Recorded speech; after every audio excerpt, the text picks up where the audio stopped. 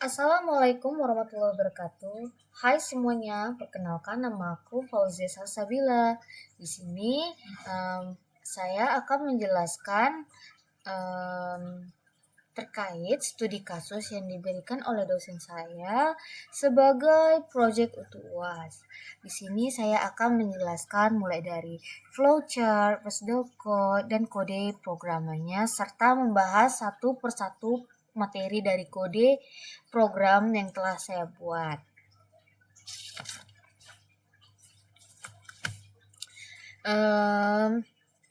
Sebelum membahas tentang flowchart dan prosedur code, di sini saya akan membaca studi kasus. Pak Tono memiliki pekerjaan pemindah barang kantor dari gedung A ke gedung B. Pak Tono memiliki fasilitas alat bawa barang sebanyak 2 buah dengan spesifikasi yang berbeda. Pembawa pertama bisa membawa 2 barang besar sekaligus tetapi pengoperasian sangat berat. Sedangkan pembawa kedua hanya bisa membawa 5 barang kecil sekaligus dan mengoperasinya ringan. Pak Tono harus bisa memindahkan 10 barang besar dan 15 barang kecil. Di sisi lain, pembawa kedua dapat membawa 1 barang besar dan pembawa pertama dapat membawa 6 barang kecil. Dalam satu waktu, Pak Tono hanya bisa mengoperasikan satu pembawa sehingga Pak Tono harus menghitung beban untuk memindahkan seluruh barang tersebut. Nah, jadi dari studi kasus yang telah diberikan itu, di sini saya akan menjelaskan secara logika. Di mana ada sebuah kantor yang memiliki 10 barang besar dan 15 barang kecil. Nah, jadi 10 dan 15 barang kecil ini akan dipindahkan dari gedung A ke gedung B di dalam sebuah kantor itu mempunyai 2 fasilitas pembawa barang.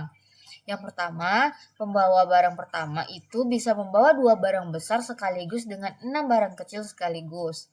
Lalu pembawa barang kedua membawa 5 barang kecil dengan 1 barang besar sehingga Pak Tono hanya bisa mengoperasikan 1 pembawa.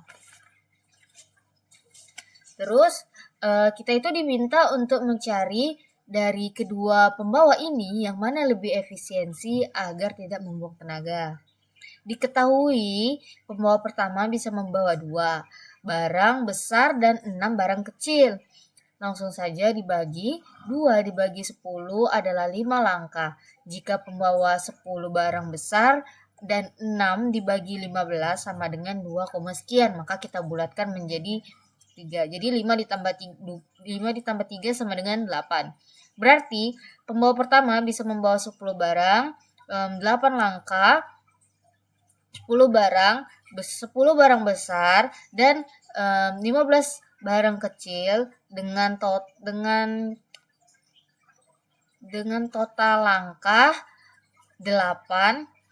Terus pembawa kedua itu bisa membawa 5 barang kecil, 1 barang besar, di mana 1 barang besar dibagi 10, 10 dibagi 1 sama dengan 10 langkah, 15 dibagi 5 sama dengan 3, berarti 10 tambah 3 sama dengan 13 langkah yang dilalui oleh pembawa barang kedua.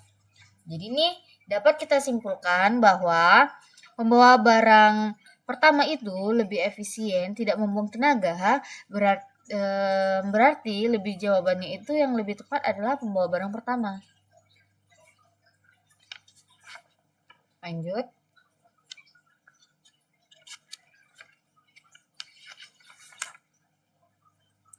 Di sini saya akan menjelaskan apa itu pseudocode. Pseudocode adalah representasi abstrak dari algoritma atau proses komputasi dalam bentuk mirip dengan kode sintaksis bahasa program tertentu. Ini kemungkinan menulis algoritma yang tepat dibaca oleh manusia, tetapi tidak bisa ditunjukkan kepada mesin atau robot. Lalu di sini ada contoh kode pseudocode-nya. Bisa dilihat ya teman-teman. Setelah dengan start, Lalu di sini ada deklarasi variabel, yang dimana ada deklarasi barang. Ini adalah array yang berisi jumlah barang yang perlu dibawa, yakni 10 dan 15 unit. Lalu ada pembawa 1, pembawa 2. Nah, kalau pembawa 1 ini untuk kapasitas pembawa barang pertama, pembawa barang pertama dapat membawa 2 unit barang di satu waktu untuk jenis pertama dengan 6 unit barang jenis kedua. Lalu di sini ada pembawa 2, yang dimana ada array untuk kapasitas pembawa barang pertama dengan 5 unit barang. Enggak deng. Jadi gini, di sini ada pembawa 2 kan, dimana array untuk kapasitas pembawa barang kedua pembawa dapat membawa 1 unit barang di satu waktu untuk jenis pertama dan 5 unit barang untuk jenis kedua.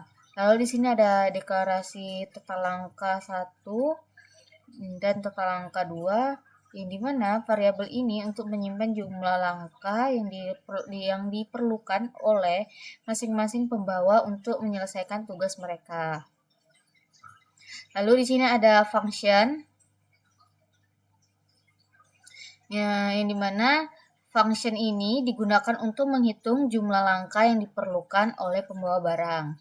Dalam function ini kita dapat menghitung berapa banyak langkah yang perlu dilakukan untuk setiap jenis barang. Misalkan, jika pembawa bisa membawa 2 barang dalam satu langkah dan ada 10 barang yang perlu diangkut, maka diperlukan 5 langkah. Namun jika sisa barang setelah pembagian, maka akan ada langkah tambahan untuk membawa sisa barang tersebut. Prosesnya gini, jika setiap jenis barang dibagi dengan kapasitas pembawa, ada sisa 1, maka tidak cukup untuk 1 langkah penuh. Maka 1 langkah ditambahkan. Terus sini ada jumlah langkah yang diperlukan digunakan untuk setiap pembawa barang dan disimpan dalam variabel total angka 1, total angka 2.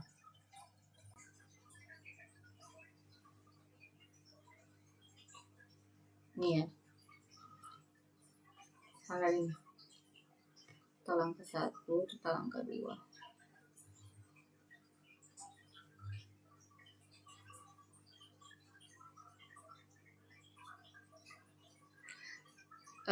Lalu kita di sini ada fungsi yang dimana akan memanggil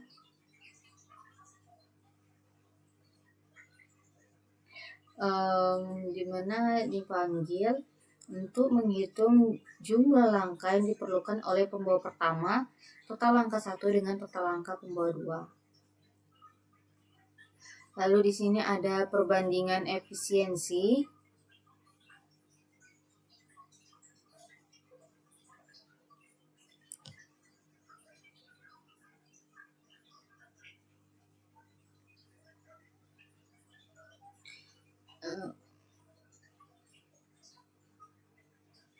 Jika total angka 1 lebih kecil, maka pembawa barang pertama dianggap lebih efisien. Jika total angka 2 lebih kecil, maka pembawa barang 2 dianggap lebih efisien. Terus ketika kedua-duanya sama, maka program akan mencetak bahwa keduanya memiliki efisien yang sama.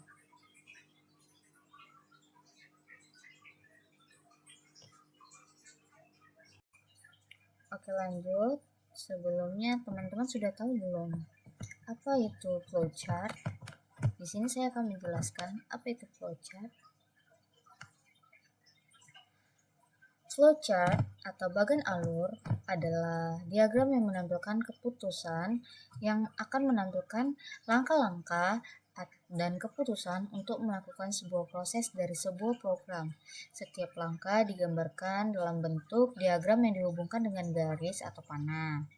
Nah, jadi ini ada contoh-contoh simbol dari flowchart. Kalian bisa lihat, di sini ada terminal, input, output, proses, ada declaration, dan lain-lain. Lanjut langsung aja ke contoh flowchart dari studi kasus yang telah dibuat. Nah, di sini tuh kita mulai, awalnya dengan mulai, lalu di sini kita mendeklarasikan array. Ya, jadi array ini akan digunakan dalam perhitungan. Lalu di sini ada fungsi eksekusi atau biasa disebut dengan fungsi utama atau main fungsi, yang dimana setelah di deklarasi di array, program akan memasukkan fungsi untuk memproses data. Tugasnya itu menghitung total langkah. Lalu di sini ada perulangan untuk menghitung total langkah, yang di mana di fungsi eksekusi ini terdapat perulangan yang bertujuan untuk menghitung total langkah berdasarkan kondisi tertentu. Misal, jika kondisi nilai langkah kecil dan langkah barang pembawa 0, maka langkahnya plus. Lalu di sini ada efisien, mencari efisien atau menghitung, maksudnya dari mencari efisien ini untuk membandingkan nilai dari program tersebut. Yang mana yang lebih efisien? Jika total langkah 2 kecil dari 0, maka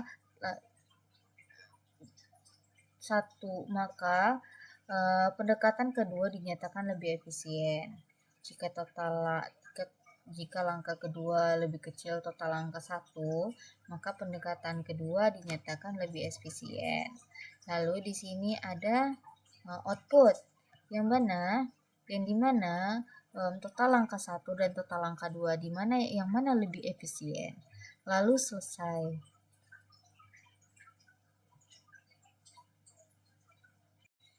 Nah, baik, lanjut aja ke kode programnya.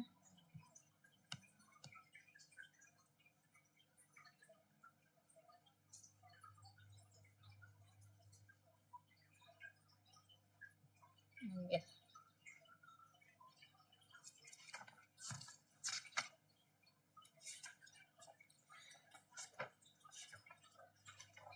Pertama-tama kita akan membuat bagan atau struktur dari C++ nya. Lalu di sini ada using manifest std, yang dimana digunakan agar menampilkan cout variabelnya. Nah, di sini kita menggunakan fungsi void.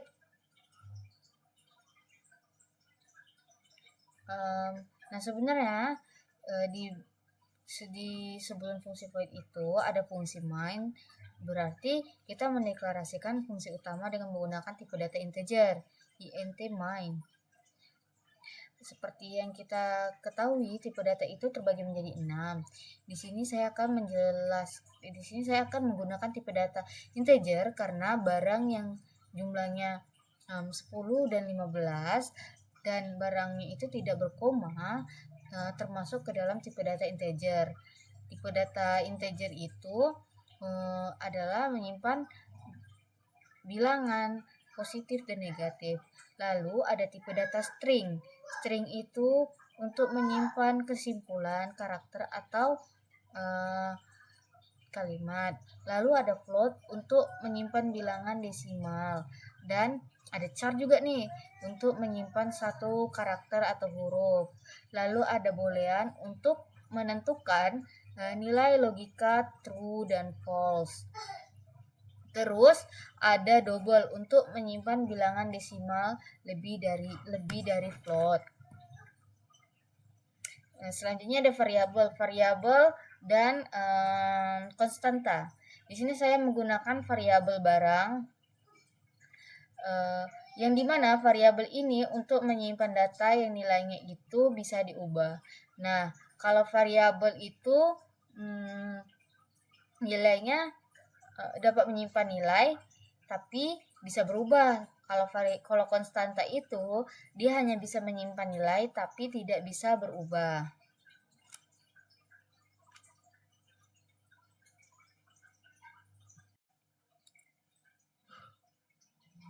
Nah, lalu di sini ada percabangan.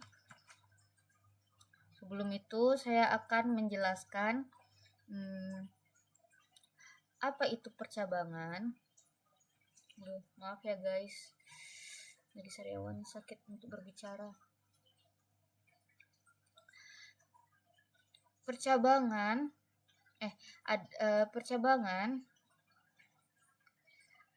digunakan untuk membuat keputusan dalam program seperti if, else, dan switch. Jadi, if jika total langkah kecil dari total angka 2, maka sifatnya pembawa barang 1 lebih efisien. Begitu juga jika else if total angka 2 kecil dari total angka 1, maka pembawa barang 2 lebih efisien. Jika kedua-duanya memiliki nilai yang sama, maka kedua-duanya bisa dibilang efisien. Lalu di kasus ini juga saya menggunakan fungsi void, yang dimana fungsi void ini diperuntukkan untuk melakukan proses yang tidak menghasilkan nilai. Fungsi void dipanggil di fungsi utama. Ini dia guys. Hitung total mana?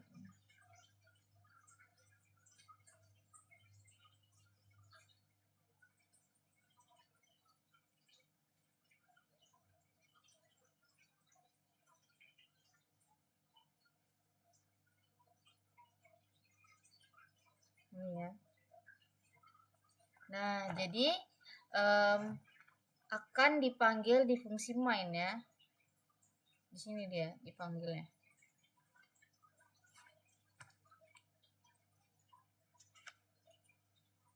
Mari coba kita run.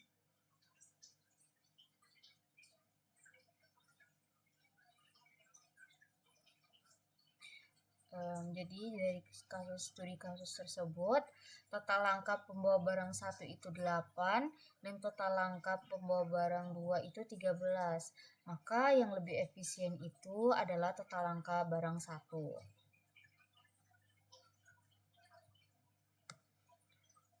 Baik, di sini saya akan menjelaskan. Nah, di sini kita akan membahas kode yang dimana yang pertama ini int main ini untuk menginisialisasikan data. Nah, jadi di sini n ini jumlah elemen dari si data itu ada 13. Lalu di sini kita akan menginisialisasi variabel untuk perhitungan. Sini ya.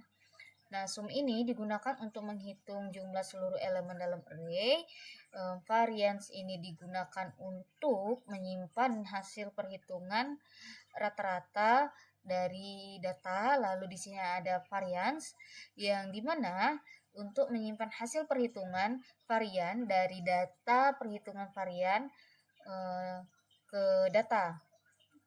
Lalu ada stddev, yang dimana untuk menyimpan hasil perhitungan standar variasi. Lalu di sini kita akan menghitung rata-rata.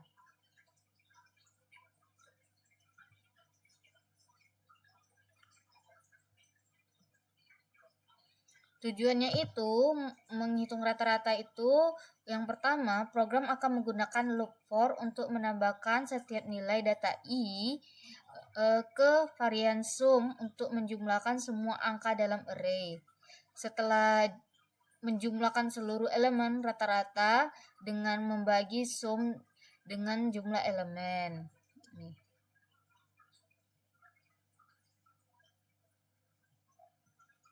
Lalu di sini ada for untuk menghitung varians. Lalu di sini kita akan menghitung standar deviasi. Ini dia di double sini. Di sini ya, guys. Tujuannya itu untuk menghitung standar deviasi yang merupakan akar kuadran dari varians yang menggunakan fungsi akar kuadran. Program ini menggunakan metode Newton-Raphson untuk mendekati akar kuadran varian. Metode ini adalah numerik menarik untuk menemukan akar kuadrat dari suatu angka. Lalu di sini kita akan menampilkan hasil.